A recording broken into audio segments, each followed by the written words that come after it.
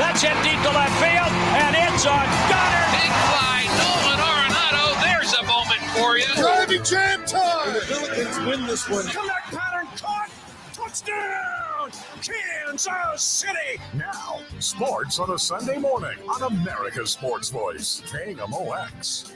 Good morning, everyone, and welcome to Sports on a Sunday morning. I'm Mike Claiborne, filling in for Tom Ackerman this weekend, and we're going to have a really good time, some good discussion taking place. We've got a number of good guests that I know you want to listen to because there's a lot of things going on, not only locally, but certainly globally, and we'll have a chance to talk about all of that this morning. For our guests this afternoon or this morning, we'll have a chance to visit with Travis Ford, talk a little bit about the Billikens. Things didn't go well there last night.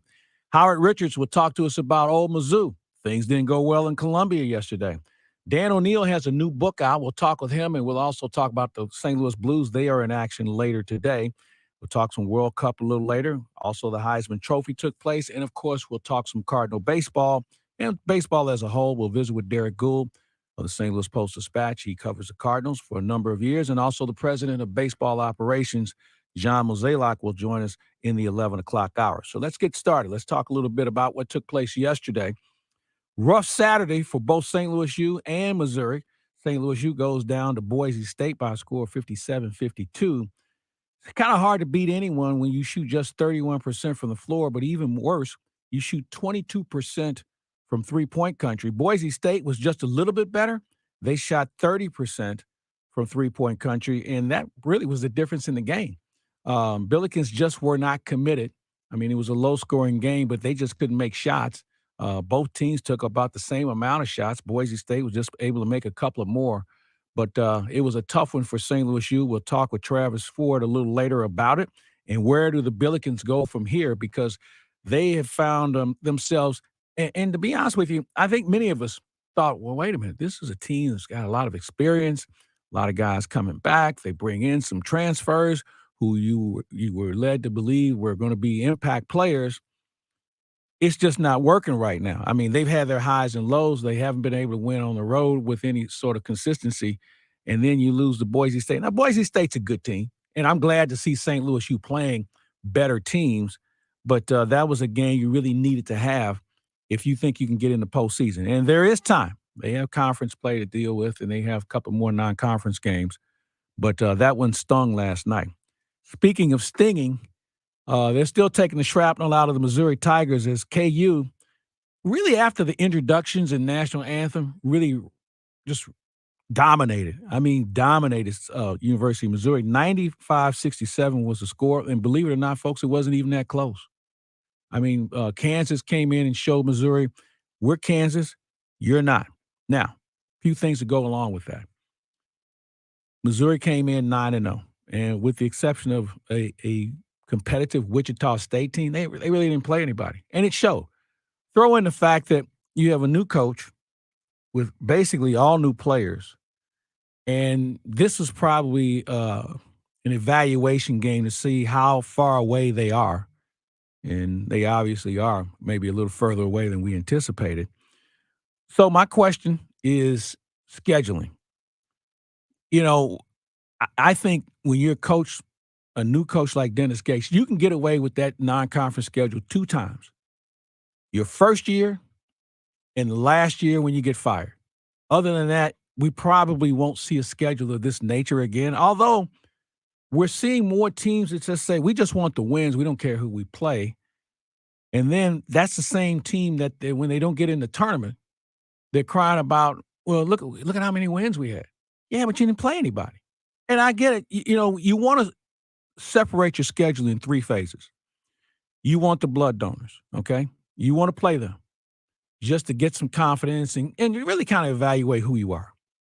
Then you have another step of teams on your non-conference schedule. You're going to play a toughie. You should play a toughie. And I'm of the belief that when you put your schedule together, blood donors for sure, find a regional opponent.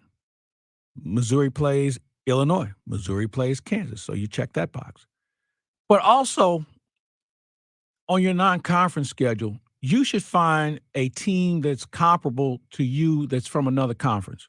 So if you're the 5th place team in the SEC, then you should make a phone call to the fifth place team, maybe in the ACC or in the Big Ten or the Big 12 or one of the Power Five conferences. And you do a home and home just to kind of see where you're at. Because as every coach will tell you, well, our league play is really good. It's really tough. It's really competitive. And in some cases it is. But I think you break up your schedule in 3 phases. So when you do get to tournament selection time, you probably have a better chance at getting in the tournament if you go that route. So when the selection committee sits down, they say, well, they had some pretty good games. Now, by the way, you have to win some of those games too. You can't just say they're on the schedule and you get your doors blown off. You have to win some of those games. But I think from a selection standpoint, it's a more credible presentation with a legitimate schedule compared to having these multiple blood donors who do nothing for you when it's all said and done. And Missouri can tell you that firsthand. And I think Missouri's situation is a different one than some other schools because, as I mentioned, a new coach, mostly all new players. I think you have one holdover, maybe. And you're trying to figure some things out. So I think Missouri is an exception, but they realize that they have work to do. And again, Kansas, national champions. I mean, granted, it's a different team. They've got a lot of different players. But, Kansas is Kansas for a reason. They're really good. And we found out yesterday firsthand. So I want to get your thoughts on scheduling, as far as how you would like to see your team, be it Mizzou, St. Louis U, Illinois, you name whatever school it is, and we'll stay in the Power 5 category because some of the other schools end up being blood donors. So I'd love to get your thoughts on that. The St. Louis Blues are in action this afternoon, and just when you thought things were really tough, the Colorado Avalanche roll into town. And this is a team that won the Stanley Cup. They're very good. They're starting to peak a little bit. They've had a couple of bumps in the road. They've had some injuries along the way, but they're the Colorado Avalanche. And the St. Louis Blues, as we know, it's been well documented, have not had the season that we had hoped for. And it really comes down to, in my opinion, a couple of things. There's not enough commitment on little details. Making a good pass, coming out of the corner with the puck, playing the body a little bit more, making these guys stop and start, play them a little heavier, and by all means, it's okay to go to the net. Now, there may be a person in another uniform that may run into you and create some contact, but that's okay. You have to do the little things if you want to be more competitive, and they're just not committed. It's not the coach's fault. This is a player issue. This is a player issue. Because the coach, Craig Berube, didn't get dumb all of a sudden. His assistants didn't forget how to coach and get people prepared. This is a player issue. And until they come together as a group, we're going to see this every day and every night. And that's not right because there are too many people who've made an investment, starting with ownership, going to the fans, and the coaches who make a huge commitment to making sure these players are prepared. And what these players do, they go out and, they don't commit. Hence the reason why we see the St. Louis Blues in this manner, and it's not a good look. Now, on the other side of the coin, you have time. I'm not going to sit here and say, oh, we can do it like we did in 2019. No, you can't. Because there are a lot of teams in the Western Conference that are really good. And you're not going to leapfrog all of those teams like you did the last time. There are too many good teams. But you do need to find a seat at the playoff table. And then how you do it, well, it's up to you as an individual. So my suggestion is, fellas, win the shift you go out on, win the period you play in. And that way, if you win enough shifts and win enough periods, there's a good chance you'll win the game. Just saying. The World Cup. I got to tell you what, why don't we take a break and we'll come back because I have a laundry list of things about the World Cup on how I think I can make it better. Because as I was visiting with Scott Jakow earlier this morning, he's a soccer traditionalist. And we have a lot of those here in St. Louis who follow soccer from the amateur ranks all the way up. I'm a guy who really enjoys watching it. But I got to tell you, there's some things about it I think I can make it better. So stick around. I'll tell you all about it when we come back. You're listening to Sports on a Sunday Morning. I'm Mike Claiborne. We'll be back with more on KMOX after this. Royal Banks of Missouri is your community bank with locations throughout St. Louis, St. Charles, Northeast Missouri, Granite City, and Jerseyville, Illinois. A bank branch is not far away. Royal Banks brings in experienced staff and products and services designed to meet your professional and personal financial needs. Investing in our communities, one client at a time. Call 314-212-1500 today. Royal Banks of Missouri, member FDIC, and equal opportunity lender. Looking for a new home or to refinance your current mortgage? Royal Banks of Missouri wants to be your home buying partner. With a local staff that will guide you through the process, Royal Banks is an experienced mortgage lender that you can trust. There's still time to lock in on a low rate. Call 314-212-1500 today. Royal Banks of Missouri, where better service means better banking. Member FDIC and equal opportunity lender. What is the most random thing you are afraid of? I am terrified of getting a paper cut on my eyeball. That is pretty random.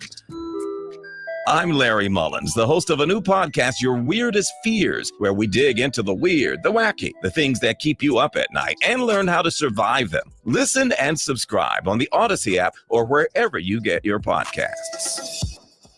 So delicious in every bite. Dad's cookies, they taste so right. Dad's cookies go mighty fast this time of year, so stock up next time you're shopping. And for an easy and unique gift for out-of-town family and friends, give them the sweet taste of a St. Louis tradition by ordering at dadscookies.com. The taste made just for you. And in stores everywhere. Dad's Cookies. dadscookies.com. Last couple of weeks, we've seen a lot of phone calls for second opinions, which they turned out very good for the homeowners in St. Louis and Illinois. And let me tell you why.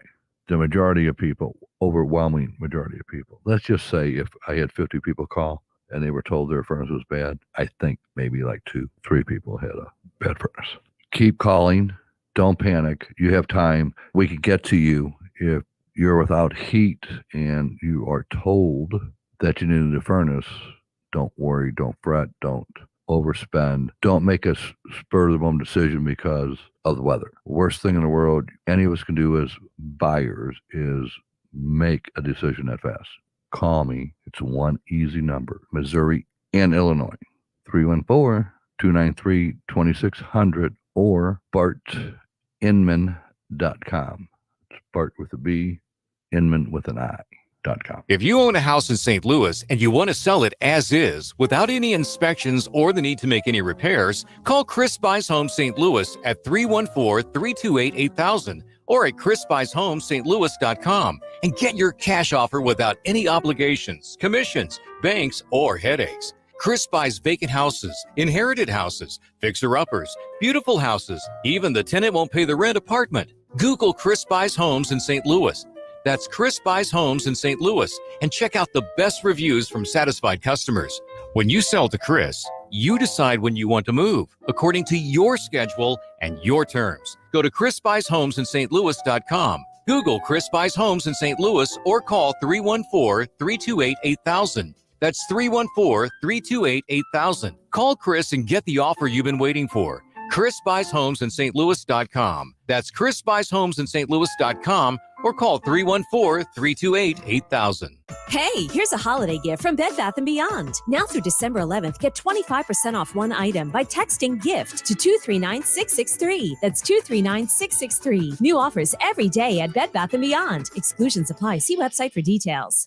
It's on Goddard. Big fly, Nolan Arenado. Driving jam time. And the Billikens win this one. Touchdown!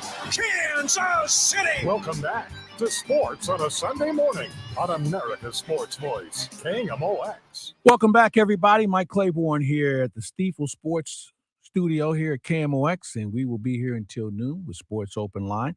Hey, I threw out a couple of things in that last segment, and I'd love to get your response. You can tweet us at KMOXsports.com.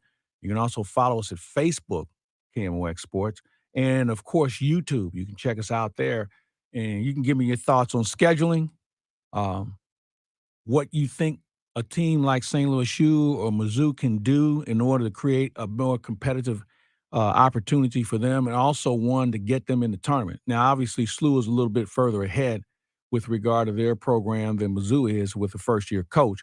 Want to get your thoughts on how we can fix that or maybe polish it up just a little bit. You heard me about the Blues, and what do you think is the biggest issue and why they've been so inconsistent? So now we go to the World Cup. In case you haven't heard, it's still going on. I know many people who are Americans who once the USA checked out, you probably moved on to something else. And that's kind of how we are. You know, if our team is out of it, we go do something else. And the same thing applies for this. So you have France and Morocco, Argentina and Croatia. Now, for the casual fan, those are 4 countries that 2 of them, if they let you out in the capital of the country, you wouldn't know where it's at. You couldn't find it on the map. The other 2, they've been around for a while as well. But here's the deal. As I watch soccer on the world stage, I found that they have a few flaws. And I want to help because I enjoy it. I know it's the most watched and paid attention to sport in the world. And I'm part of the world, so I obviously want to be able to make my contribution to other than viewing it. It's a really good game. Very good athletes. Nothing wrong with that. I mean, you know, guys who play, run up and down the field, the whole 9 yards. But I got a couple of ideas for you. First of all, let's get away from FIFA. The most corrupt entity in the world, other than the Olympic Committee. Okay? And I mean, it's so well documented of the things that FIFA has kind of turned a blind eye to and gotten themselves involved in some questionable antics. So we got to get out of FIFA. We got to just move away from them and start our own party. That's the first thing you have to do. Second thing is when you have a soccer game, I don't know if playing for 90 minutes plus is fun when you don't score. I mean, don't we all like scoring in some capacity in any sport? And we don't have it in soccer as much as I think we should. So as I was speaking with Scott earlier this morning, you know, the United States has been chasing this tail for a long time when it comes to soccer. And we genuflect to the European style and everybody else's style, and we think this is how we should play. Well, this is where I disagree.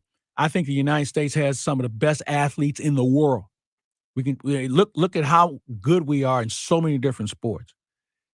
And I think we should be more offensive minded.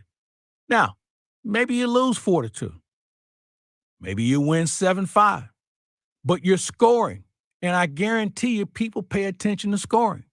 Think about the greatest players to play soccer. You don't know them because they're great defenders. You know them because they score. Any sport. You pick a sport, you know the athlete because he has the ability to produce. Now, there are other good players. Obviously, you have to have a goalie, good defenders. But scoring is where it's at. And you got to figure out a way to make it more competitive from a scoring standpoint.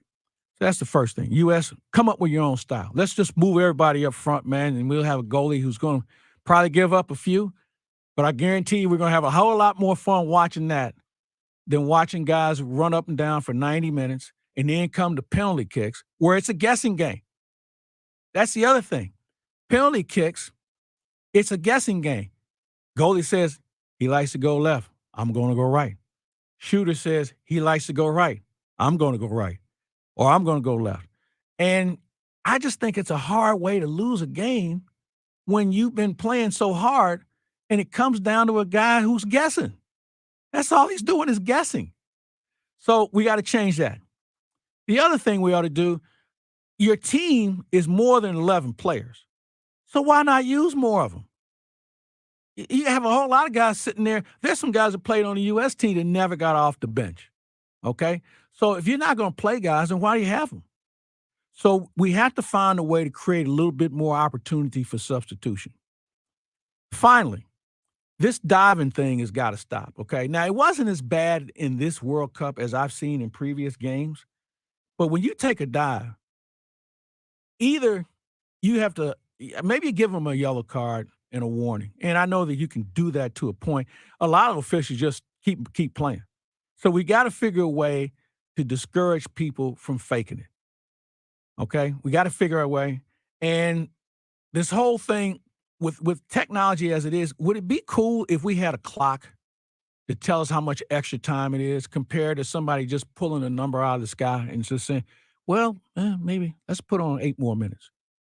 Well, let's put a clock up there. You've got these fabulous stadiums, state of the art. Put a clock up so we can all follow it home instead of like all of a sudden the guy blows a whistle and the game's over. So can we do some things like that? And I'd love to get your thoughts on that with regard to how we can fix this great game of soccer. Love to hear from you. All right, some other things we've heard from a few people about Missouri always plays a decent schedule. Yeah, you're right. They do. And I get it. This year is a little bit more challenging because of the fact you have a new coach and a whole new staff, and I'm good with that. And I like that element. But maybe I'd like to have just maybe a little bit more competition. And I think we'll see that down the road with Missouri. We're starting to see it with St. Louis U as well. And I'm good with that. So I appreciate that aspect because there are some schools that are like embarrassing when you look at their non-conference schedule. And I get it for some years when you don't have a lot and you're trying to figure out what you have, you want to make sure you give these guys some confidence and just give them some quality playing time. But then when you play a good team and you get hit right in the mouth and you have no response, that's where you kind of say, well, maybe we should have looked at some things differently. So that's my thought on soccer. You heard me on the schedule thing. You know about the Blues. We'll talk some baseball a little later. But I'll roll this one out for you before we visit with Travis Ford. Cardinals have a number 5 hitter. Tell me what else you think the Cardinals need before we get this party started in 2023. And do we need another catcher? Because the most games Wilson Contreras has ever cost 133, and that was in 2018. He only cost 72 last year. So do we need another catcher, or are you comfortable with Andrew Kisner? So those are some other things we can talk about. We'll do that in just a bit. But first up next, it'll be Travis Ford talking St. Louis U basketball on your voice for the Billikens, KMOX. Hi, this is Larry Vandeven, Regional Vice President with Penn Mutual. As we celebrate the completion of our 175th year of protecting families and businesses, we'd like to thank you and wish you a very healthy and joyous holiday season. KMOX Weekend at your service, sponsored by Air Comfort Service Heating and Cooling. Hi, Kent Newbold for Newbold Toyota. Your car is worth more than ever before, so why trust the amateurs for your servicing? Come see the factory-trained experts at Newbold Toyota in O'Fallon, Illinois, or newboldtoyota.com. You'll be sold on Newbold. Add a little pop of flavor and fun to your company's holiday gifting plans. At Pop Pop Hooray, we offer a wide variety of corporate gift options with over 50 popcorn flavors to choose from and unique customization options to provide one-of-a-kind popcorn gifts for anyone. Whether you're surprising clients, staff members, or friends, let us provide you with a memorable gift that really pops. We even offer shipping. Just give us the address and we'll handle the rest, with locations in Ferguson and now St. Charles. Call or visit online at poppopHooray.com. Pop Pop Hooray. More flavor, more fun, endless possibilities. Don't fall behind on your garage door maintenance. Call Overhead Door Company of St. Louis for our 26-point tune-up. It's only $89.95. That's one price for up to 3 garage doors and openers. Always look for the genuine, the original red ribbon of Overhead Door Company of St. Louis. Trusted by St. Louis homeowners since 1926. Schedule online at overheaddoorsstlouis.com or call 314-781-5200. My best friend Jenny came over for coffee, said it's cold enough in here to play hockey. Well, my furnace broke and it's already late. Call Jerry Kelly cause they're open till 8, jerrykelly.com. They'll be here quick and have you feeling good, jerrykelly.com. Cause your furnace will be running like it should. They're certified technicians, I've been told, will help you when it's hot and help you when it's cold, jerrykelly.com. They're fast and they're good and they got it going on, jerrykelly.com. Have you been lied to by Washington politicians and the Wall Street propaganda machine? Hi, this is best-selling author Don Chamberlain from right here in Greater St. Louis, and I want to give you a copy of my new book, Crash Proof Wealth, because according to Time magazine, Wall Street's retirement plans and 401ks and IRAs have failed millions of Americans. After seeing the last market crash over 39%, I had enough. There may be a way to grow your money when the market goes up, potentially double digits in good years, reduce reduce taxes, and have my principal protected if the market declines again. Call Chamberlain Group now to get my free book and talk to me personally to discover the strategy to get potential double-digit growth during good years and never lose principal if the market declines again. Call 1-800-807-3838 to discover this asset, and I'll even cover shipping and handling. No credit card required. Call 1-800-807-3838. That's 1-800-807-3838. Again, 1-800-807-3838. End zone. Goddard. Big fly. Nolan Arenado. Driving jam time. The Billikens win this one. Touchdown, Kansas City. Welcome back to Sports on a Sunday morning on America's Sports Voice, KMOX. Welcome back, everybody. Mike Claiborne here on a Sunday morning. Let's go to the guest line, and standing by is the head coach at St. Louis University, Travis Ford. Travis, good morning, sir. How are you? Doing good, Mike. Thank you. Let's talk a little bit about last night. Boise State, good team, no question about that. They just happened to make a couple more threes than you guys can make, and that really was the difference in the game. Yeah, no question. And, we talked about it at halftime, and, it was going to come down to who made a few shots. Both teams were grinding it out. But with that said, we didn't play well. We really didn't put ourselves in position to take care of of business. We got off to a very slow start. Right now, our offense, which is something I wouldn't have thought, is really causing us problems. It's not on the defensive end. The defense has been very good when we get teams in the half court. It's been actually great. Right now, we're not executing offensively. We have no continuity to our offense.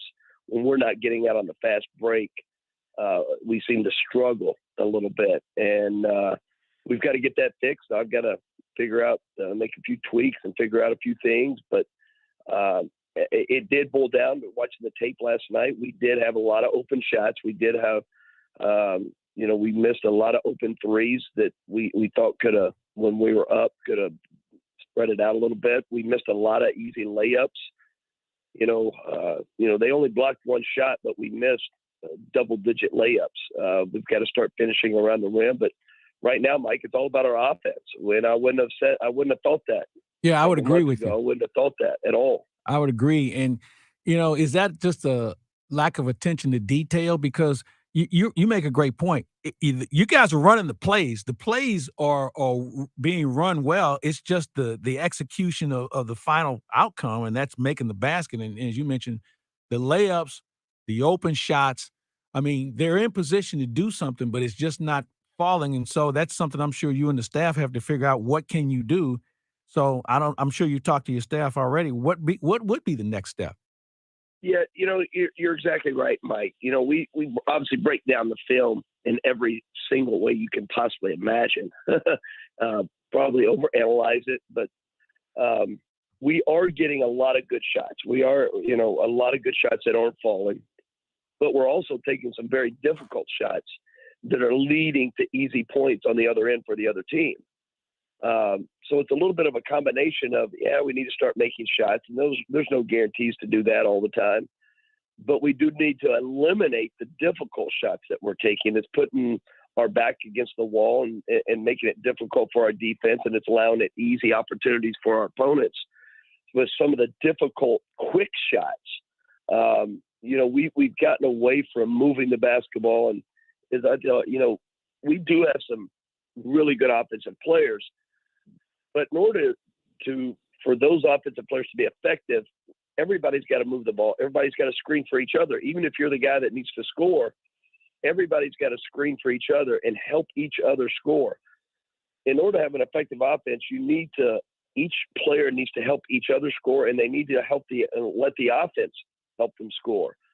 Last night we got caught trying to do too much, and it put us in a tough spot. Even though we did miss a lot of good shots and we did create some good shots, it's the difficult ones that we need to eliminate.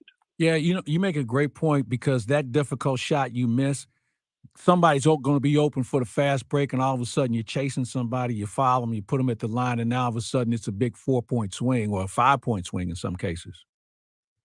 Yeah, no question. We always talk about bad offense leads to bad defense usually. It just puts you at a total disadvantage, your defense, when you take a quick shot, a bad shot. It allows the opponent to, easy opportunities, fast break. And we saw that last night. Even though both teams were a little bit having a struggle to score, they went on one little run that was the difference in the game in the second half. And that run, we missed 3 layups, we missed 2 open threes, and turned the ball over 3 times in that stretch. And that was the difference in the game. They came down and made 2 threes, and that was the difference, especially in a game that was a low-scoring game. Possessions matter. When it's going to be tight like that, every possession matters. And we had a lot of difficult possessions offensively, and that really makes it hard on you, especially, again, when scores are low. And that game was going to be played in the 50s. You could almost tell that from the beginning. Every single possession becomes important. And doesn't mean you've got to score on every possession, but you need to try to get a great look and make sure that you're making the defense work. And last night, we didn't make the defense work a whole lot. We kind of let them off the hook with some difficult decisions that we made, some difficult shots that we took, and missing some open shots. Our visit today, this morning, with Billikens head coach Travis Ford, sponsored by Royal Banks of Missouri. Coach, one of the things that I'm seeing, and maybe you're seeing it as well, there's no dominant team in college basketball. And I'm sure the portals had a lot to do with that. And now we're getting into a situation where teams really kind of look in the mirror and they say, well, is this who we are? Or are we at a point now where, all right, we know who we are, how can we get better? So as you look at your team, an experienced ball club, where do you take it next? Because now you've had some some non-conference games of some good opponents and some to build up the confidence of others to evaluate what you have. So what's the next step now as you get closer to your conference schedule? Yeah, we talked to our team a lot about that last night after the game a little bit. And there's going to be more talks. We put together a very difficult schedule, and, we knew we weren't just going to walk through this thing. Now, if we played well, no. Do we like where we're at right now? Not necessarily. But I wouldn't thought we'd been sitting here undefeated either. I knew it was going to be difficult. With that said, there's a lot of room for improvement on a team that we think can be really good. So that's a plus. We just got to get there, and we got to get there together. It's not about 1 or 2 guys. It's about everybody. We need everybody contributing. What gives us a chance to be a good team, which we thought everybody believes we can be and should be, is everybody clicking, everybody on the same page, everybody complementing each other within the offense, within the defense. We haven't had that yet this year, period. Even though we're sitting here with 7, 8 wins, whatever we do have, even in those games, we didn't have everyone, clicking on all cylinders and playing their best. We're still looking for that. We still got to get to that point. I think it could come here. And, a lot of times when you go through a little bit of adversity, like we've gone through here the last couple of games, when your back gets to this wall, you got to get to see what you're made of.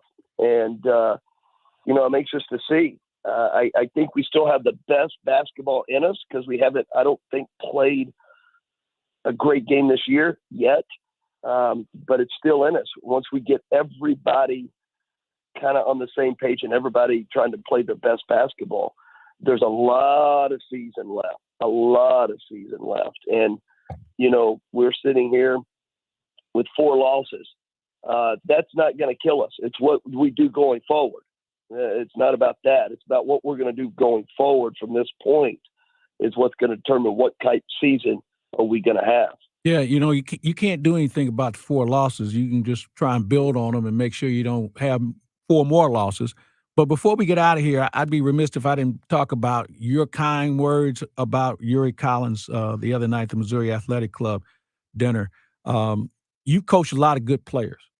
Where does he stack up with the guys you had a chance to coach? I mean, I know you may have a favorite, you may not. Coaches are always special when it comes to certain individuals.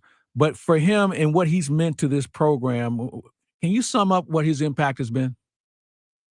Yeah, it's enormous, no question. What I've enjoyed is just watching the progress of Yuri from a young freshman coming in to now becoming one of the best point guards in the country, if not maybe the best point guard in the country. And, you know, he makes everybody around him better.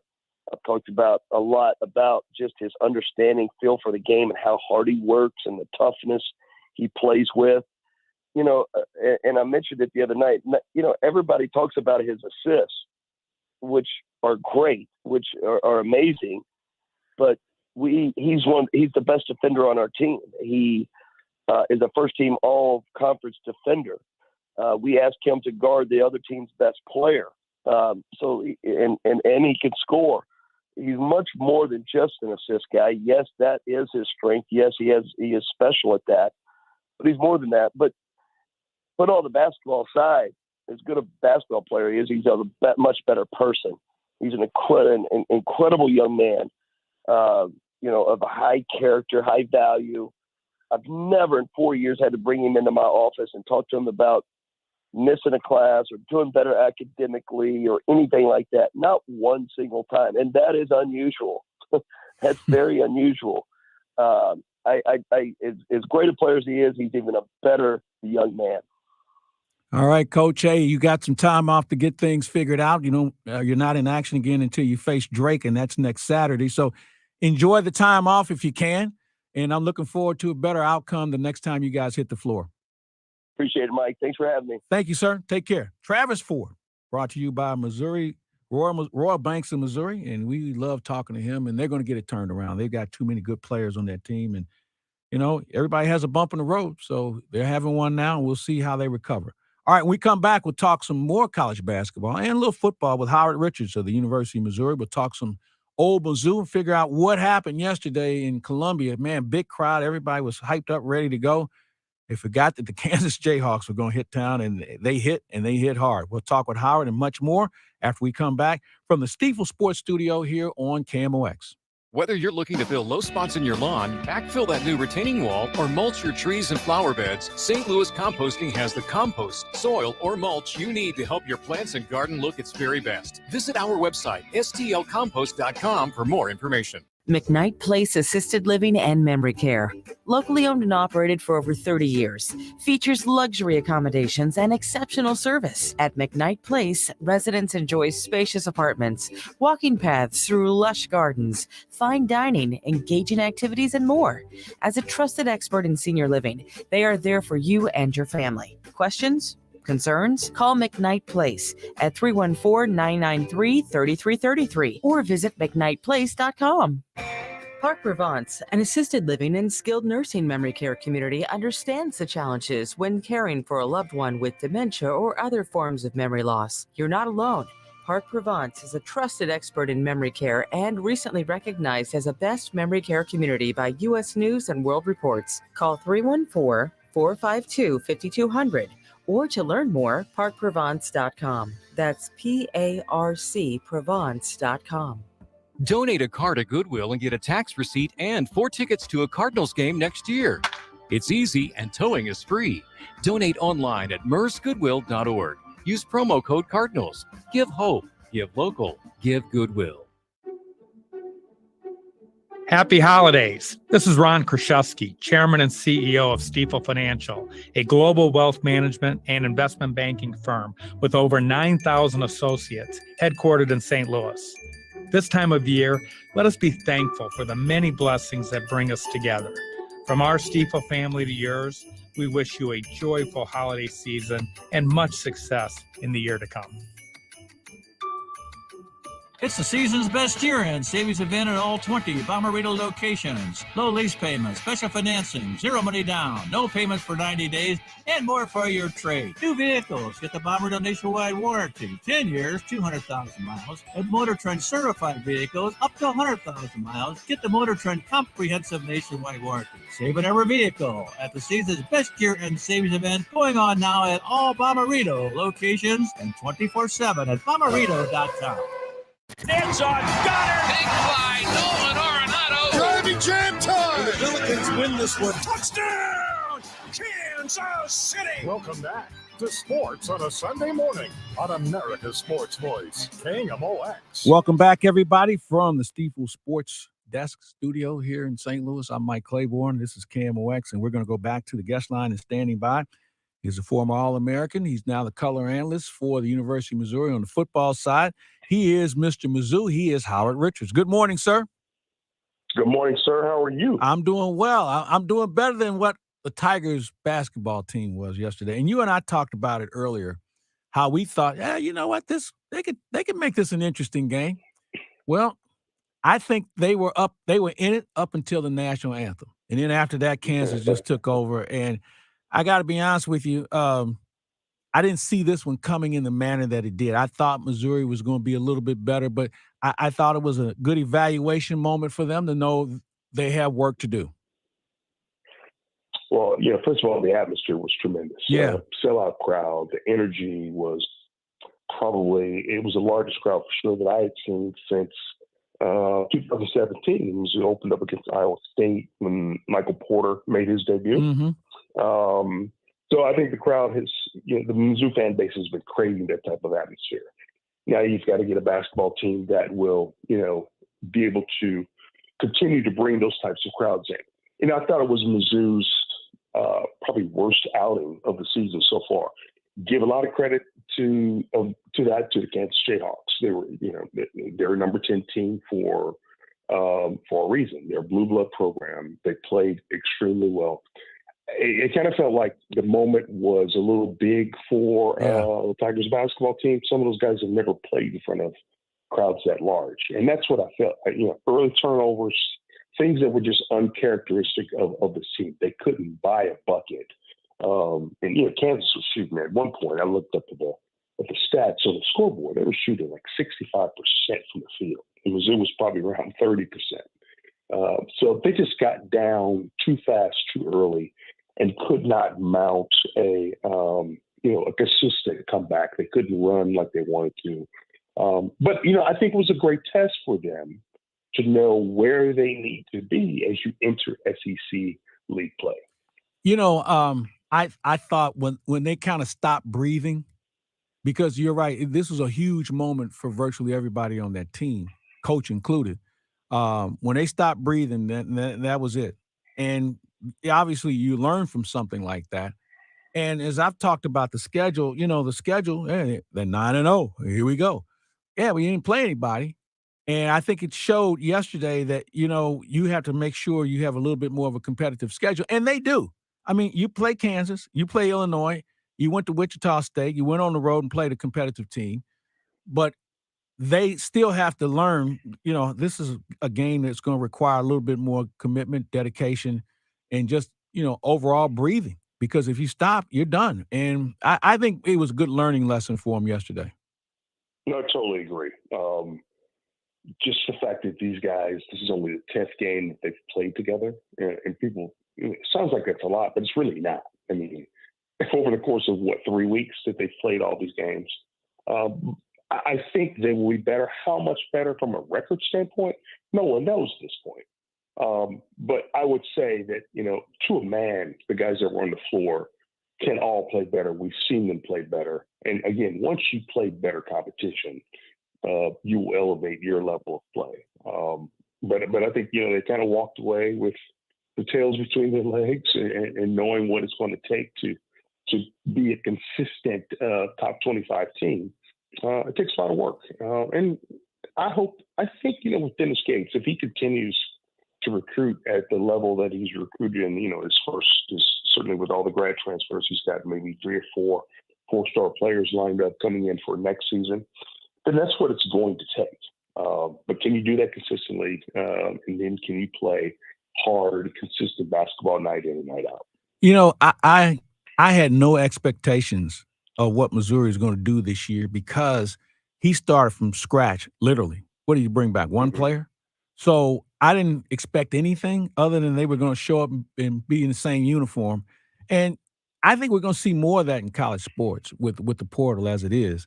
Don't have expectations in their first year. Let a coach put his roster together and then start coaching them, because a lot of times guys don't even know each other. I mean, you know, you can go through practice and you say to yourself, well, what's his name again?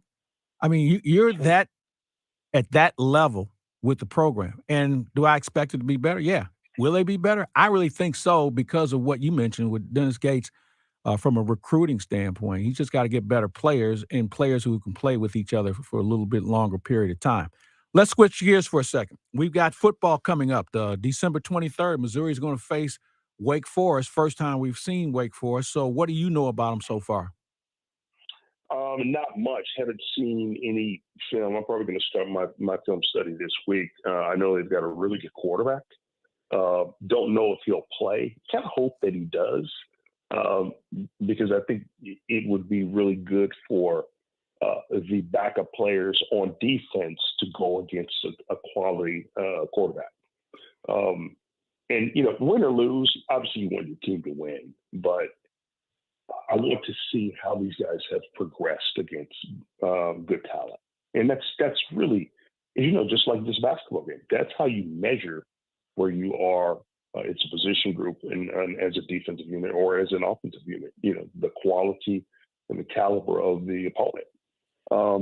So this is what I want to see. Obviously, you know, it would be great to get a win after 3 6-6 seasons, of course, and, you know, bowl game loss in Eli's second season. Of course, they didn't play in the 2020 season because of COVID.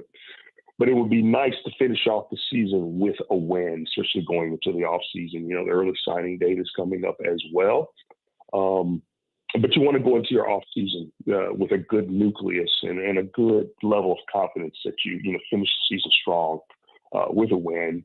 And just makes everybody happy, you know, when you're winning. So I'm hopeful that that this team will, in spite of, you know, the reported people that are not going to play either because they're going to prepare for the draft or they've entered the transfer portal or just aren't going to play because it's their senior year. So, you know, it's next man up, right? You know, the guys that want to play, the guys want to be there, will be the ones that get the most playing time. So it's not a bad thing. You know, the younger guys get a chance to, you know, get 2 or 3 more weeks of to show their wares, if you will, in front of the coaching staff, and get a chance to show what they can do, to show that they belong, to show that they've earned a scholarship. They can play at this level also. We are visiting with Howard Richards, color analyst for the University of Missouri on the football side, but he can talk about a few other things within the program of athletics at University of Missouri. Hey, you know, 6-6, it's really a tough, when you're 500, it's tough to really say what was good and what was bad. In your opinion, what did you see from an improvement from the football side? And obviously, on the other side of that coin, what do they need to be better at, and what positions do they need to be better at? From a positives, the defense, I think, is a unit that's shown brightly. You know, that I didn't expect the defense to play as well as it did, given where it started and finished from a year ago. Hats off to Blake Baker, the defensive coordinator, and to Eli for going after the players that they brought in from the transfer portal, DJ Coleman, Teron Hopper, Joseph Charleston, and a couple of others, because they made a difference on that defensive unit. I mean, they kept Mizzou competitive from a defense standpoint when the offense really couldn't do much at all. Conversely, the offense going into the season, I thought would be the unit that would play better, would be the better side of the ball. And they just were not. They could not get it done. The offensive line was inconsistent. They had a number of lineup changes. Guys got hurt. Brady Cook struggled early on. Towards the end of the season, he picked up his play. And it takes time. You know, people when I criticize this young man, but listen, it's his first full year as a starter. And you go back and tell me how many, for all intents and purposes, freshmen or sophomore starters have played at a very high level in this league. A guy that was touted as the Heisman Trophy, one of the Heisman Trophy candidates a year ago at the University of Oklahoma before he transferred to South Carolina, Spencer Rattler. Brady Cook outplayed Spencer Rattler this year. Just look at the numbers. Now, Rattler had two really good games to finish the season, especially when they beat Tennessee, Clemson, and Tennessee. Yeah. But you take those two games away, he's a pedestrian quarterback. Howard, we're out of time, man.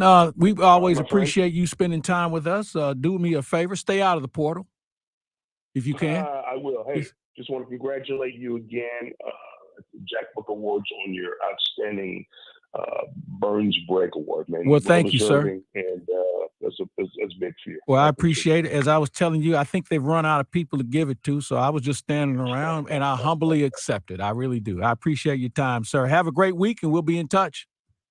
All right. He's Howard Richards. I'm Mike Claiborne. Stand by, folks. We're going to have more coming up in the next hour right here on KMOX. Let's talk real estate for a minute. The St. Louis market is kind of tricky for home sellers right now, with home values going down and not selling as quickly. Now is not the time to risk losing precious equity on your home.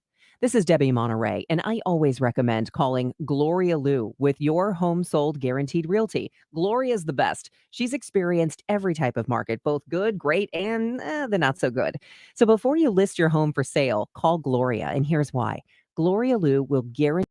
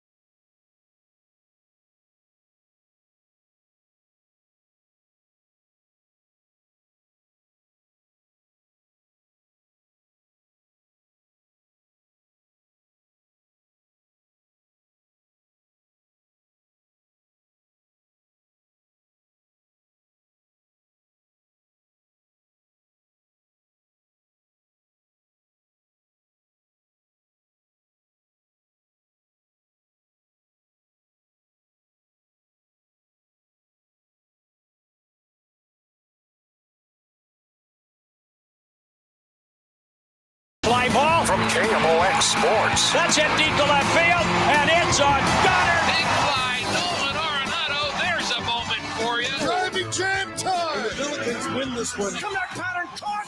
Touchdown, Kansas City. Now, sports on a Sunday morning on America's Sports Voice, KMOX. Welcome back, everyone. Hour number 2 of Sports on a Sunday morning. I'm Mike Claiborne here at the Stifel Sports Studio desk, or whatever they call this incredible piece of furniture we have here.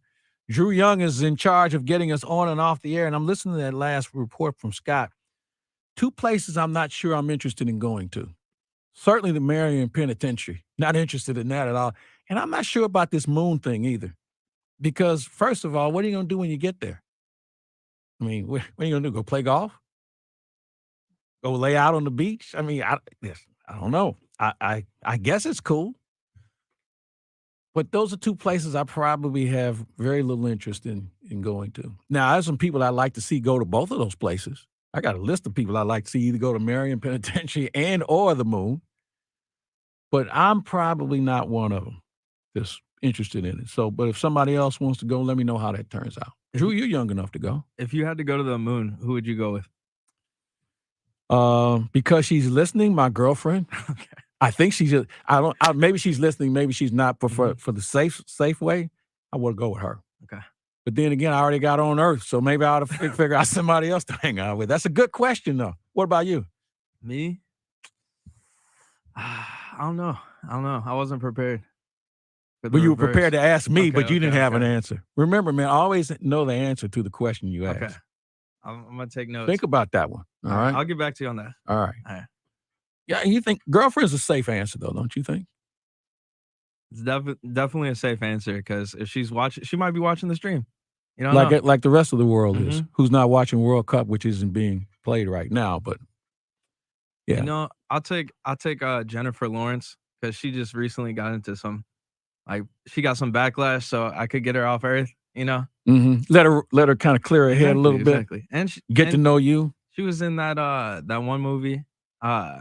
Well, she's been in a few, so you want to narrow it down a little bit? It was a space movie, so that's why I said. Oh, okay. But so you're gonna play that card, huh? It was Don't Look Up or something, or she was in another one too. She got a couple space movies. So Jennifer Lawrence would be your pick. Okay. Okay. All right. Good. Got that out of the way. There you go. All right. In this hour, we are going to talk some baseball. Derek Gould from the St. Louis Post-Dispatch is going to join us. We're not only talking about the Cardinals, but in case you haven't been paying attention, the owners in baseball are spending a whole lot of money on next season and perhaps the future. So we'll visit with him. John Mozeliak had a good week where he found a catcher, that be it Wilson Contreras, and we'll talk with him about that acquisition. And as I said earlier in the week with Matt Pauley, I don't think, and I've known Mo from the day he got here, I don't think I've ever heard him as optimistic about something when it comes to acquiring a player as he was this weekend, saying he was going to get a catcher. And maybe because he had a variety of catchers to choose from. I mean, there were a number of guys out there that could have fit the bill for the Cardinals. So, but I'm glad he got one. And, you know, like most other Cardinal fans, all right, what else are we going to do? Now we have a catcher. What else are we going to do? And we'll talk with him about that in just a bit as well. Because this team, and Mo will be the first one to tell you, this team is going to look different in the spring training than they will in June or September. But you have to start somewhere. I'm of the belief the question for me is, and I'll roll this out to everyone else, and you can respond by going on Twitter at KMOX Sports. You can do the same thing on Facebook with KMOX Sports, and YouTube. You can go to KMOX Sports and you can type in and send us your thoughts.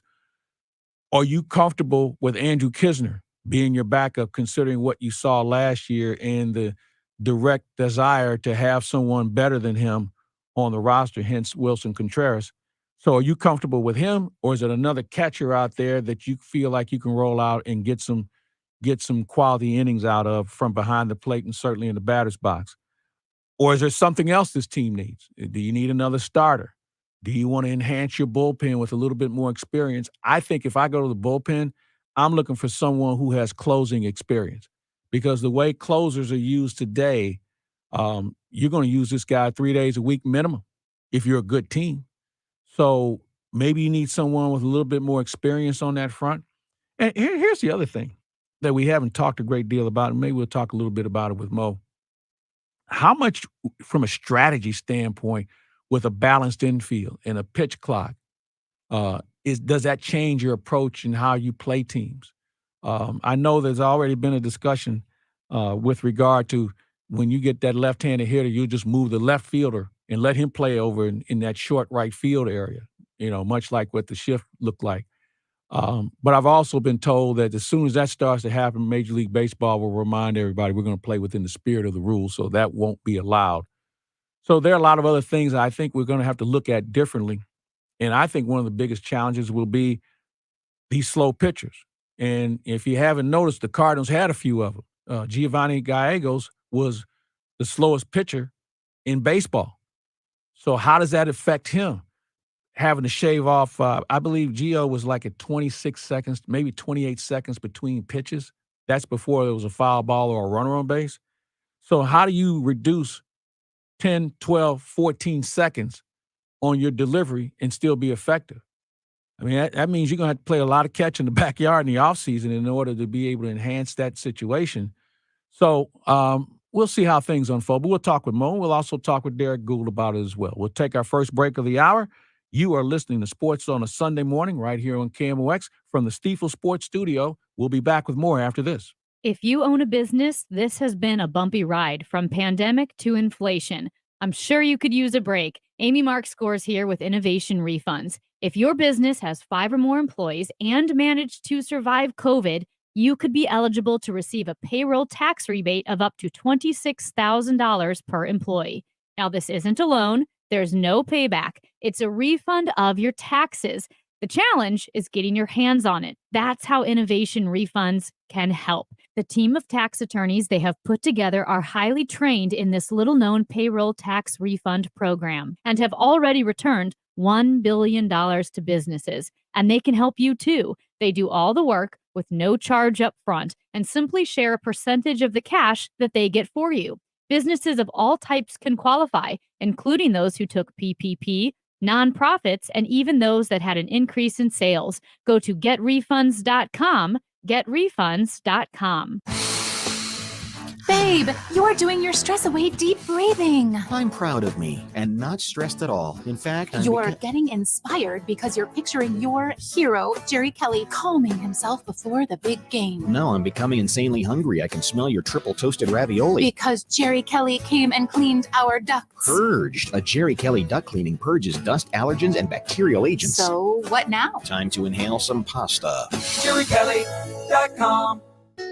A Prairie Home Companion comes to the Fabulous Fox for Christmas, December the 15th. Heather Massey, Maria Jetty singing Christmas songs you don't hear anymore, and the whole audience singing Silent Night. Our acting company will be doing Guy Noir, The Lives of the Cowboys, and of course, the news from Lake Wobegon. The Fabulous Fox, December the 15th. Hope to see you there. Don't miss this incredible night celebrating the season with a Prairie Home Companion Christmas show at the Fabulous Fox, December 15th. Tickets on sale now at MetroTix.com. We are in the holiday season. The holiday season is about happiness, family, fun, presents. This is a joyous and religious celebration throughout the world. There are some of us who are going through the holidays for the first time without their special person in their life, or having personal troubles during this joyous occasion. So if we can, as humans, know this, and in your everyday life, a smile to somebody could save a life. A kind word can make their day, if not their holiday. This is Bart Inman. Merry Christmas, Happy Hanukkah. Whether you believe or not, from my family, I only wish you the very best of holidays, and God bless. Hi, Kent Newbold for Newbold BMW. Your BMW is worth more than ever before, so don't trust your maintenance to a bunch of amateurs. Come see the factory-trained technicians at Newbold BMW in O'Fallon, Illinois, or at newboldbmw.com.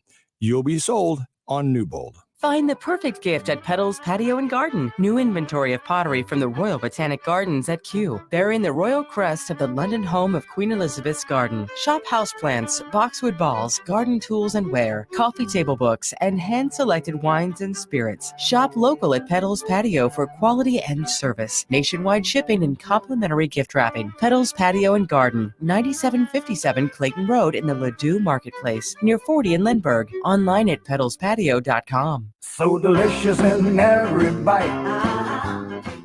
Dad's cookies, they taste so right. Dad's cookies go mighty fast this time of year, so stock up next time you're shopping. And for an easy and unique gift for out-of-town family and friends, give them the sweet taste of a St. Louis tradition by ordering at dadscookies.com. The taste made just for you. And in stores everywhere. Dad's Cookies. dadscookies.com. KMOX Weekend at your service, sponsored by Air Comfort Service Heating and Cooling. Tom Ackerman sees clearly thanks to Doctors Birdie and Mahotra.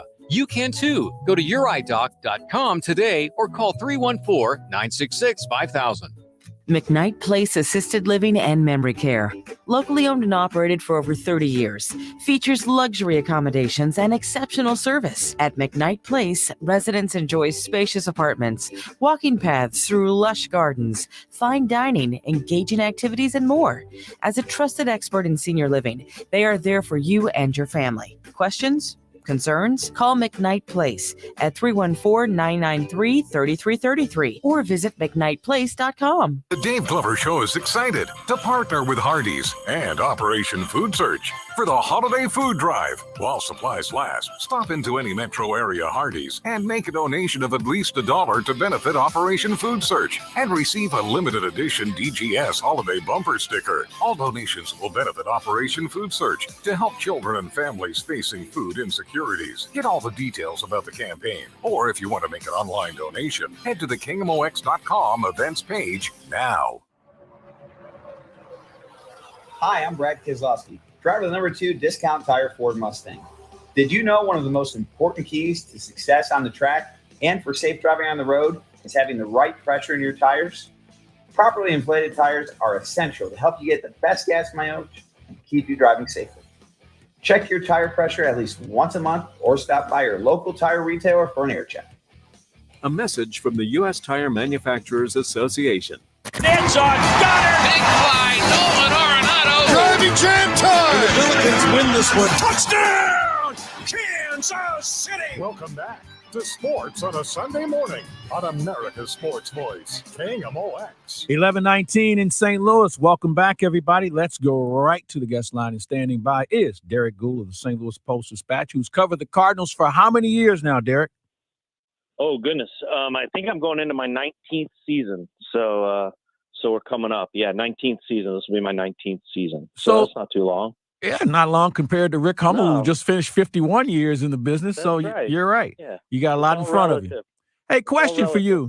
What's more challenging to cover a team now? Is it the winter meetings or spring training? Fascinating question. I would suggest I enjoy spring training because there's a real chance, especially, spring training being back to closer to what it was. Spring training 2021, being part of the Knothole gang and watching through the chain link fence. That was not great. That I didn't, it was a challenge. I hope we did good stories. I hope we did good things. It was good, certainly a lesson in observational reporting because there was so little interaction and chances to interact. So you could only write really what you could see. So it was, what, how do I see the most things and how do I interpret them? That was a good challenge. It was a good reminder, and I feel like I'm a better reporter for it. But spring training is just such a wealth of opportunity to tell compelling stories, to see competition before it counts in the standings, when it really only counts on the roster. I think you can see a team come together. You can see, as you and I have both seen, not too long ago, a team come apart in spring training. I'm thinking back to some of the sloppy spring trainings we saw when they were just a mess down there. And so I that's a long way of answering your question, that I think the the reporting and the storytelling is more rewarding and more enriching in spring training. And I think that winter meetings, while dramatic and certainly catering to the rumor mill, can be a whole lot of smog and not a whole lot of substance.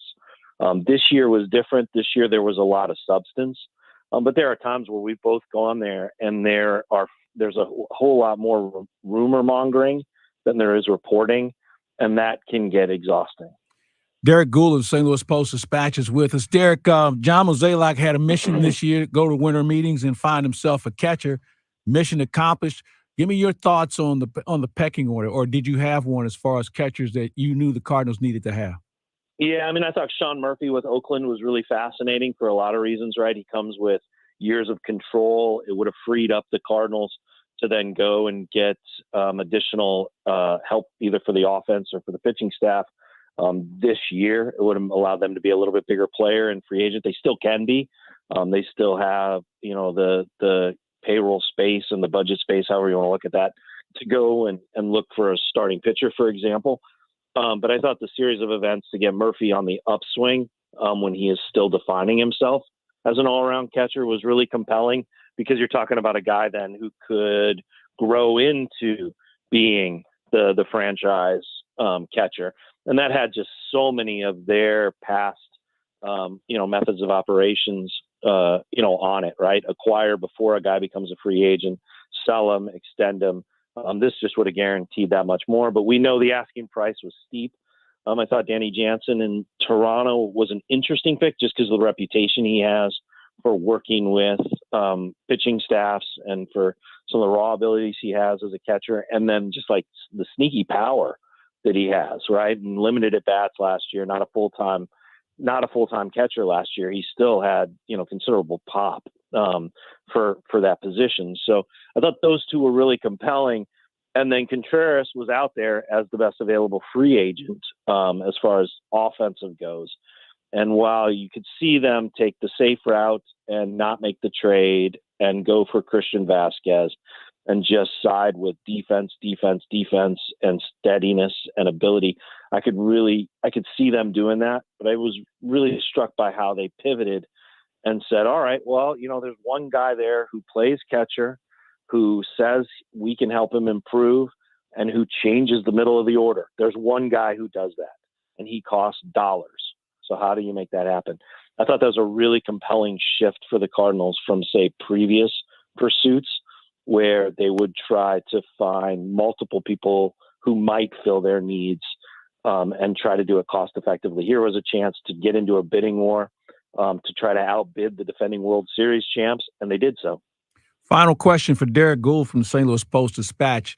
What's next as far as this roster is concerned? I mean, they've got still some situations to deal with, but if there's another need for this team going into spring training, what would it be in your assessment? I wrote a little bit about that in this morning's paper, that the need that they see rising might not be in 2023, but there might be a chance here ahead of 2023 to definitely address a glaring need in 2024, which is starting pitching. They only have one of their 5 spots in the rotation under contract for 2024. That's wholesale changes that this team has not done before.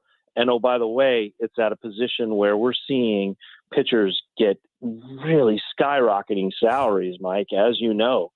Guys who give 150, 160 innings are going at the same rate as guys who used to be standard bearers at 200 innings. There's been significant inflation in that market. Getting an ace is the kind of cost the Cardinals have never done in free agency. So do they want to be in that position, or do they want to make a move ahead of it? They'll do some extension work, Mike. We know that. There's probably likely an extension or 2 coming in spring training, but that still leaves spots open in the rotation that if they could get ahead of it, they will be looking. I want to follow up on that then. Do they have anybody in the organization that could slide in to be a bona fide starter? Maybe not necessarily an ace, because I think those are really hard to come by. But do they have people within the organization that you've seen that are ready to take that next step and make and be front end guys in the rotation, not a guy who's going to be a fifth starter. I think we have the market cornered on that. But what about guys who can be that second or third guy? I think you'll know more about McGreevy this coming year, and if he can be that guy. I think they want to see Liberatore make a great stride into that conversation. And I continue to say, do not discount Zach Thompson with what he showed, what he learned, his upside. He's got the look of a lot of the starters who have come through here, and the college draft picks who have done well or gone elsewhere and done well. Marco Gonzalez, for example, with more velocity, with a little bit more bite to his stuff. And Gonzalez has gone off to Seattle and been a good, solid part of that rotation for at times. So could he be that guy? I think there are those options there. What you don't want to do is say, now we need you to be this leader of the rotation when you can sign somebody to really be that guy. And then you're that much better. It's sort of what they've done with the lineup. You don't, with the addition of Wilson Contreras, now you don't need Tyler O'Neill to be your number 5 hitter, right? But if he can be, how much better are you? Yeah, the longer the lineup, the better the lineup. Derek Gould. Exactly. It was great to see you in San Diego. Looking forward to seeing you in Jupiter, and maybe I'll see you even before then. If not, you and your family have a great holiday season, sir. Thank you. Happy holidays to you, and congratulations on your award this past Thank you very well much. I appreciate it. And it's fantastic. All right, sir. Take care. All right, Derek Gould of the St. Louis Post-Dispatch, brought to you here on KMOX in the Stiefel Sports Studio. Got that one in, too. When we come back, we'll have a chance to visit with the president of baseball operations for the St. Louis Cardinals. He is John Mozeliak, and he comes your way on KMOX after we take this time out. If you own a house in St. Louis and you want to sell it as is, without any inspections or the need to make any repairs, call Chris Buys Homes St. Louis at 314-328-8000 or at chrisbuyshomes.louis.com and get your cash offer without any obligations, commissions, banks, or headaches. Chris buys vacant houses, inherited houses, fixer-uppers, beautiful houses, even the tenant won't pay the rent apartment. Google Chris Buys Homes in St. Louis. That's Chris Buys Homes in St. Louis, and check out the best reviews from satisfied customers. When you sell to Chris, you decide when you want to move, according to your schedule and your terms. Go to chrisbuyshomesinstlouis.com. Google Chris Buys Homes in St. Louis or call 314-328-8000. That's 314-328-8000. Call Chris and get the offer you've been waiting for. Chris Buys Homes in St. Louis.com. That's Chris Buys Homes in St. Louis.com or call 314-328-8000. Ophthalmology Associates, the offices of Dr. Greg Birdie and Ranjan Malhotra, are the doctor's doctors and St. Louis's premier LASIK providers.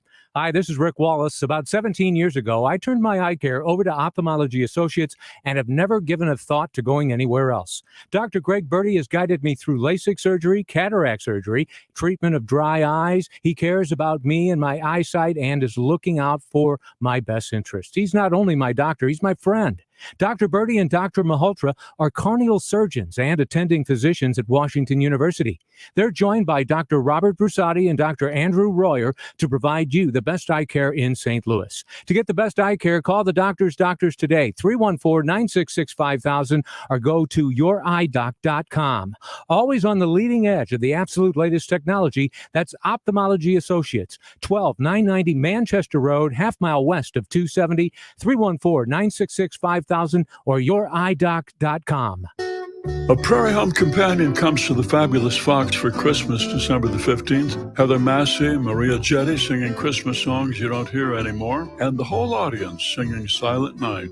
Our acting company will be doing Guy Noir, The Lives of the Cowboys, and of course, the news from Lake Wobegon. The Fabulous Fox, December the 15th. Hope to see you there. Don't miss this incredible night celebrating the season with a Prairie Home Companion Christmas show at the Fabulous Fox, December 15th. Tickets on sale now at metrotix.com. Have you been lied to by Washington politicians and the Wall Street propaganda machine? Hi, this is best-selling author Don Chamberlain from right here in Greater St. Louis, and I want to give you a copy of my new book, Crash Proof Wealth, because according to Time magazine, Wall Street's retirement plans and 401ks and IRAs have failed millions of Americans. After seeing the last market crash over 39%, I had enough. There may be a way to grow your money when the market goes up, potentially double digits in good years, reduce taxes, and and have my principal protected if the market declines again. Call Chamberlain Group now to get my free book and talk to me personally to discover the strategy to get potential double-digit growth during good years and never lose principal if the market declines again. Call 1-800-807-3838 to discover this asset, and I'll even cover shipping and handling. No credit card required. Call 1-800-807-3838. That's 1-800-807-3838. Again, 1-800-807-3838.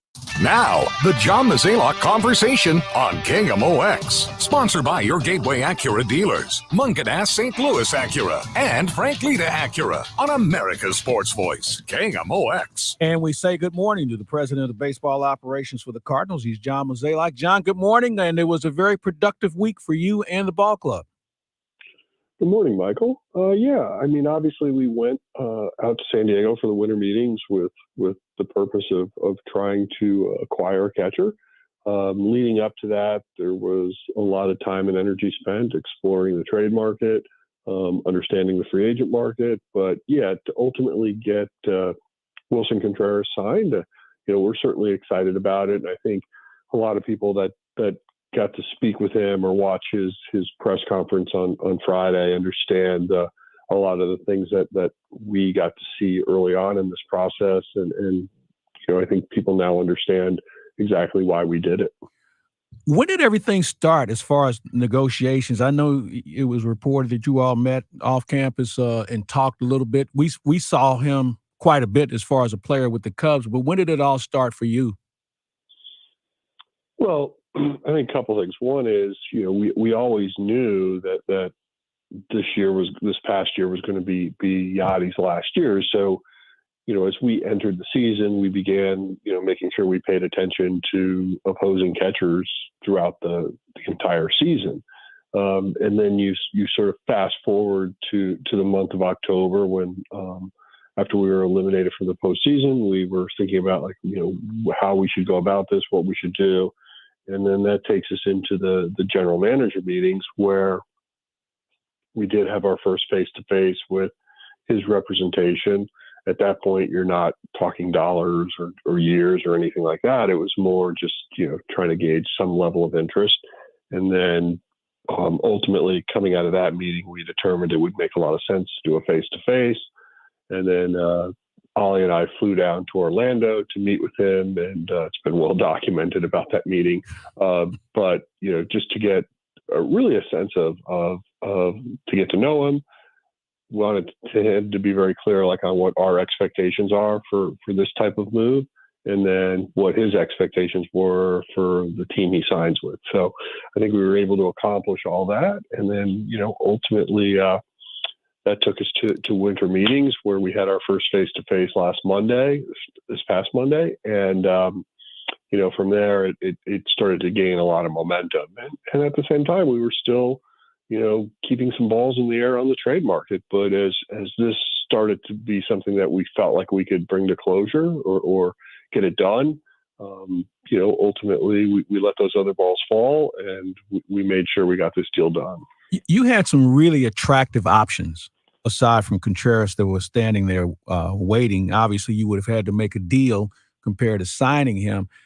You've done this for a long time. Have you ever been in a better situation where you had that many options that you could walk away from the winter meetings and say, we feel good about this one? It was definitely unique, but I would say like there were no guarantees, right? Like what you didn't want to have happen is the music stop and you were left standing. Yeah. And, as we sit here today on December 11th, now there are players that have been rumored to be traded, haven't been traded yet. But my biggest fear was if we overplayed our hand and then we're left with nothing, that would have been a really, bad spot to be in. So I really felt like we had to be aggressive. Once we felt like we had a bird in hand, we really had to pursue it. Contreras, the most games he's caught in his career was 133. Will there be more competition for the backup on this ball club, or are you comfortable with what you currently have on the roster? I think Andrew Kisner is a very popular player and one that I think continues to grow. And obviously, when you think about that role, you're really having to check multiple boxes. But in the end, it is about production and how you work with the staff and so forth. So I think right now we're pretty comfortable with Kiz in that role. But I feel like we just completed getting a big contract done, adding Wilson to our club. I think this week we'll sort of reassess and decide, where else we want to try to maybe redeploy some resources to improve the team. When it comes to resources, there also comes a salary with it. From a big fish standpoint, Contreras, is that where are you at as far as how you want to roll with your budget at this time of the season, where you can make an investment somewhere else on the ball club? Well, I think the bigger question is where is that and what does that look like? Ultimately, the good news is I think if we had to go out and invest, we do have some resources available in terms of making that big splash. I wouldn't believe many of the rumors you're reading right now. I would wholeheartedly agree with you on not reading too much into those. Hey, were you surprised at how much the money the teams were throwing around this year in the offseason? And we have some new players. I mean, Texas got in it last year. They decided to come back and have another drink, and we've seen some other teams get involved. Were you surprised at that as far as, A, the amount of teams that feel like they want to go for it, and B, the amount of money that they're spending? Not really. And the reason I say that is I think, you think back to where we were a year ago. We were in a lockout. I think, having labor peace gives some teams a sense of security moving forward for the next few years of not having to reflect on that. I also think there are teams that are just frustrated that, they're not in a position where they can, truly compete. And so you have some teams that are really, pushing their envelope to almost like try to guarantee that. But what we've learned in this business is nothing's guaranteed.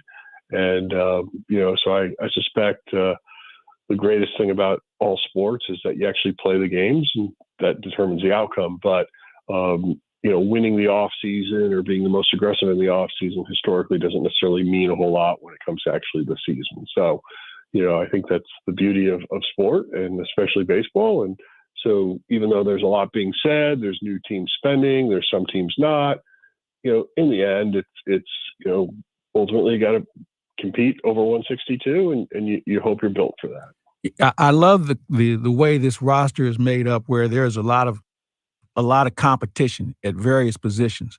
We don't worry about the third base and the first base situation, but the second base situation is going to be interesting. The DH from both sides is going to be interesting. And also there's a young man named Jordan Walker, who you have spoken highly of over the last year or so. What checks the biggest box for you when you talk about Jordan Walker? What really impresses you? Well, I think he's a complete player, first off. So he checks almost every box. But I think like the one sort of like unique skill set he has is he hits the ball really, really hard. And he does it consistently. So, historically, when you look at players that have that type of trait or skill, they end up being, enormously successful in this league. And so I think he's going to be fun to watch. I think, spring training 2023 is going to be one where he's going to get a lot of opportunities and a lot of playing time.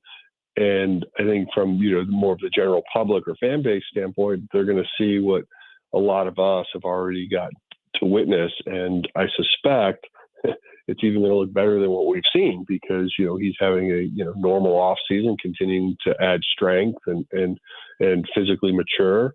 And so when that's happening, it's, it's just exciting to watch. And so, I think, the type of player he is the type of player that you're always hoping to have in terms of being a legitimate impact player at the major league level. John Mozeliak is our guest. Final question for Mo.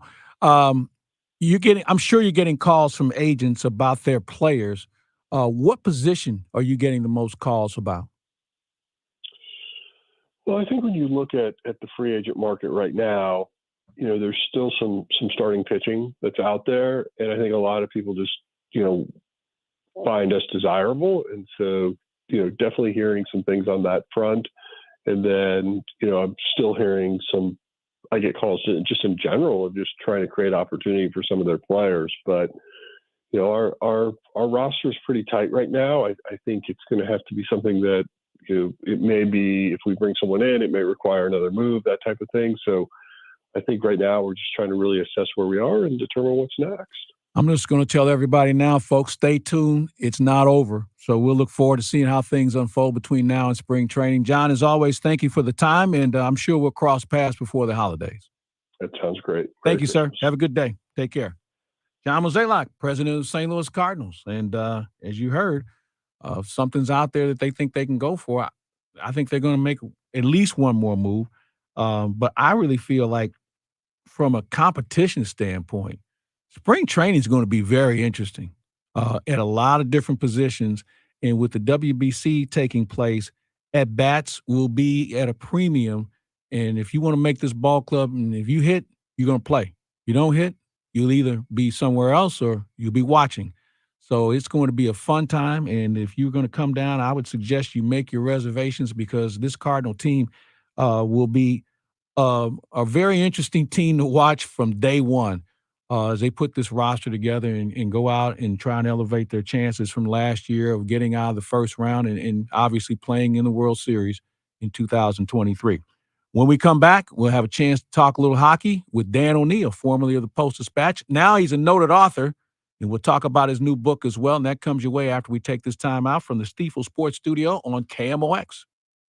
Join us at Odyssey as we do our one thing, together millions of things for our planet. This holiday season, invest in some LED Christmas lights. They use significantly less energy than regular bulbs. When we each share our one thing, it becomes a million things for our planet. What's your one thing? Are you taking your windows for granted, or have you known for years they are not doing the job? Carol Daniel for Sunrise Windows by Chesterfield Fence and Deck. It is time to upgrade your home and take a bite out of your energy bill. Sunrise Windows are super high energy efficient, plus they have noise reduction glass. They're easy to operate and easy to maintain. Sunrise Windows are Energy Star rated. Not only are they some of the best performing windows available today, but they're also designed for aesthetics, maximizing glass and a designer look. In other words, they look good too. And on top of all of that, you can save a lot of money on your energy bills by replacing your windows that are causing your AC or furnace to work overtime just to keep your home comfortable. So design your look, my friends, add value to your home, and start saving money on your energy bills.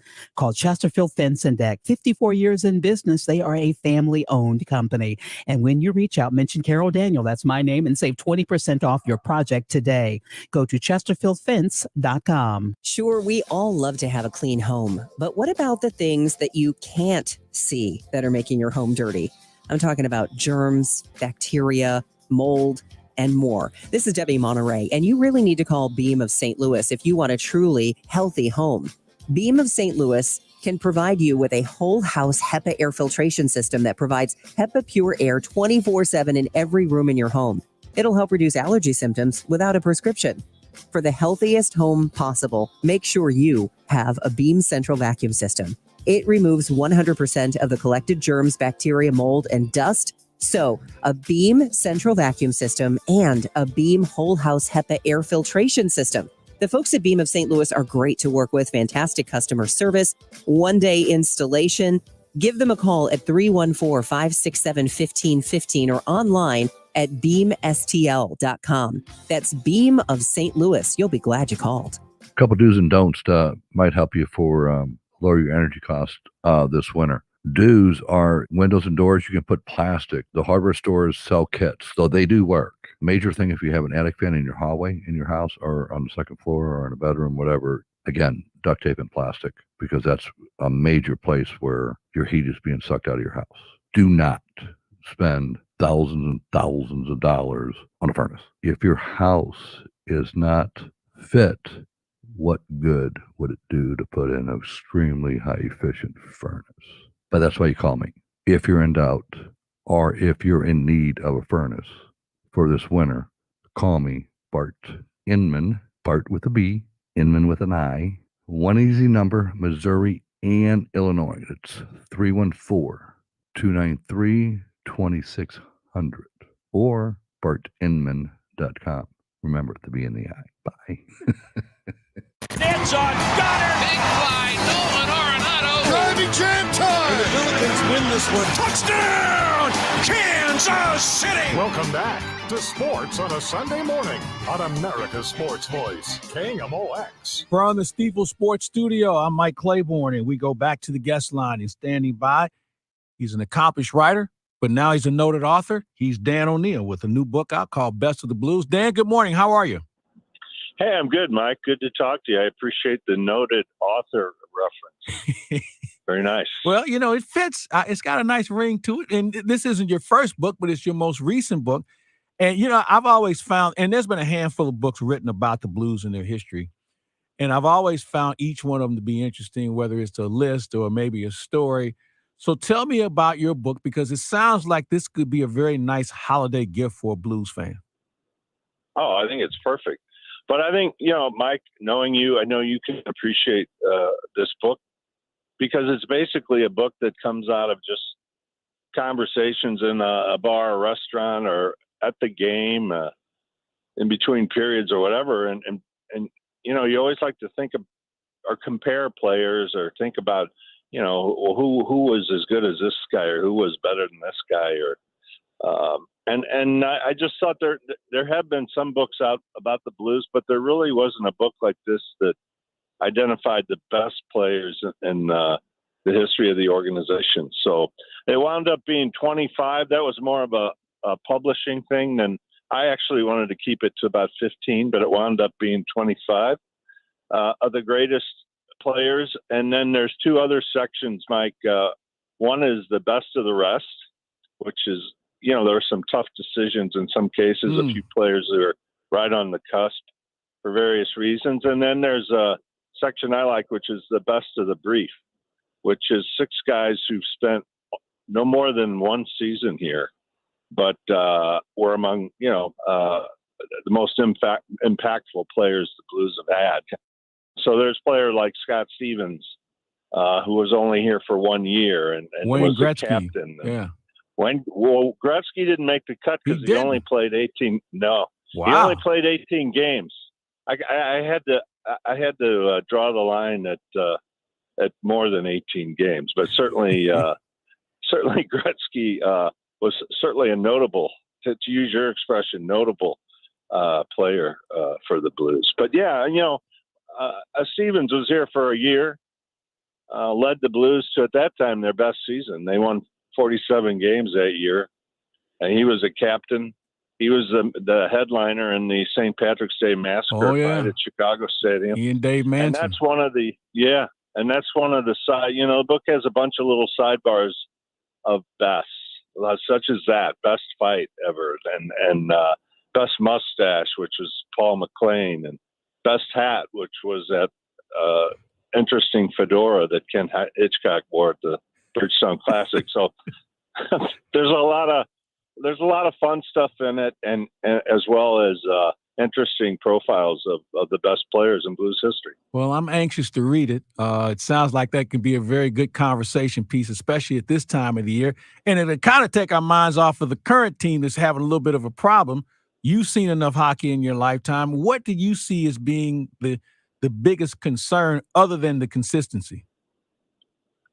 Well, I'll mention a couple of things. I mean, first of all, I don't ever hear it mentioned really, but Jimmy Montgomery was a part of the staff the past few years in St. Louis, and now he left, and he's coaching the Boston Bruins, who were supposed to have a down year this season, and they're the best team in the National Hockey League.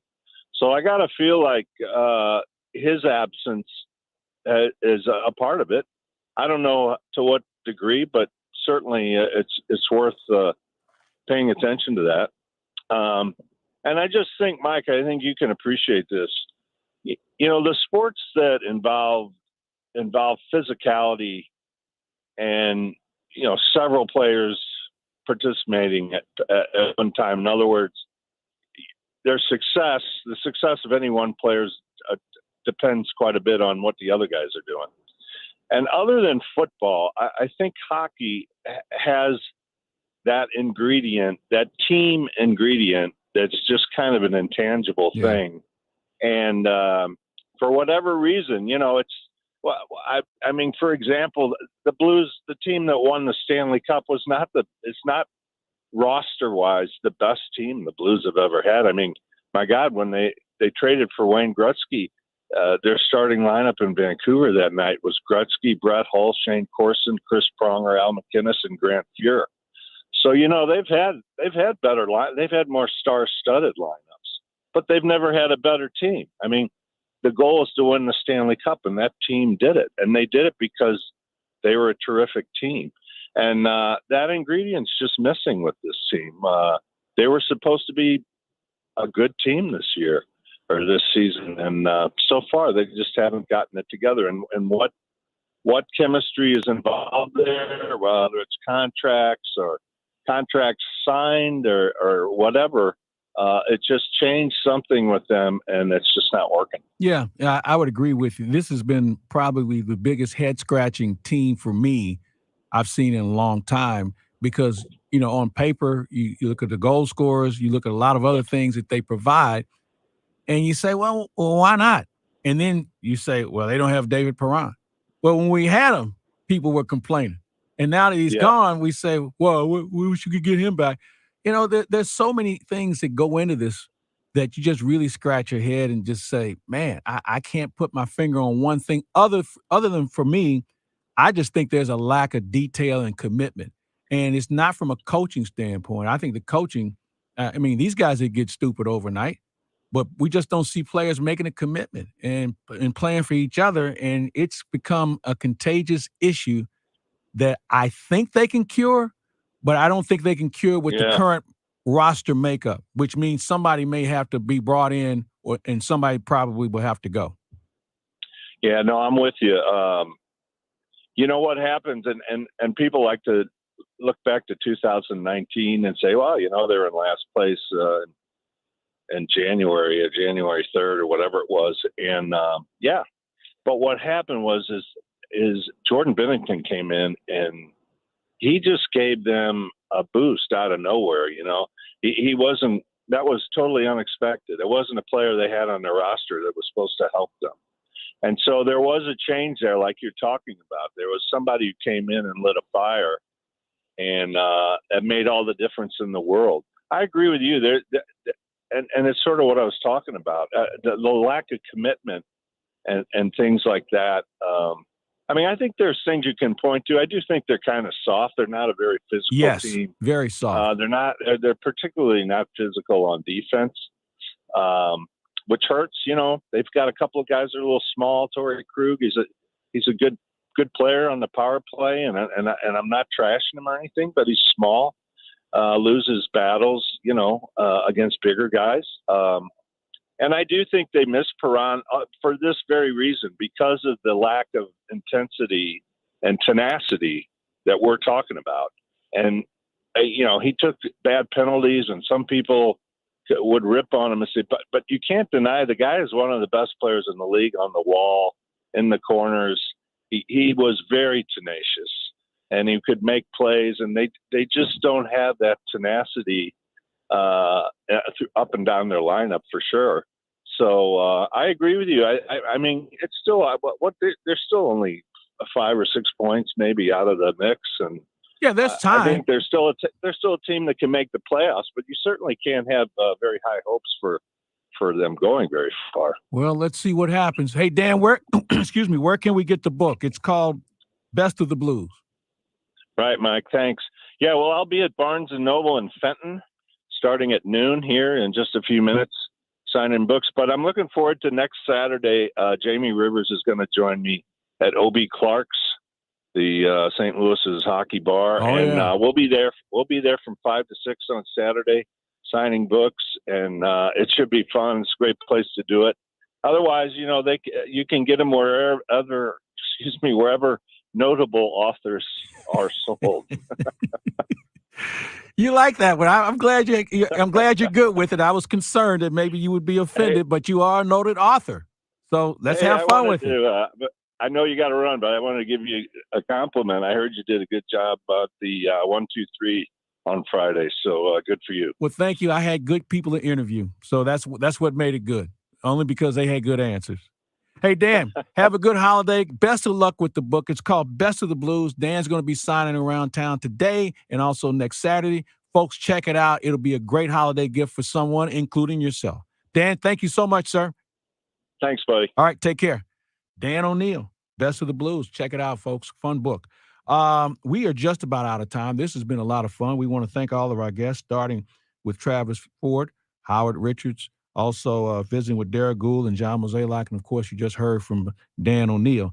A lot of things going on this week. As I said earlier, stay tuned, folks. Cardinals may have some other things going on, but it's going to be a fun time to be involved with this ball club because they certainly are better today than they were against that last game against Philadelphia, and it only will get better.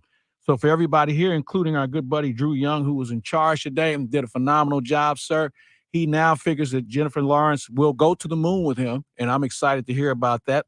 And we'll look forward to that story at some point down the road. But for everybody else here, we thank you for listening. We'll look forward to talking to you later this week right here on your voice of the Cardinals and St. Louis U, KMOX. Another popcorn tin. Gee, thanks. Not this year. This time I went to Pop Pop Hooray. You mean the place with over 50 flavors of popcorn? Yep, and I filled your bucket with 3 flavors I knew you'd love. Only 3? I also got you this gift card so you can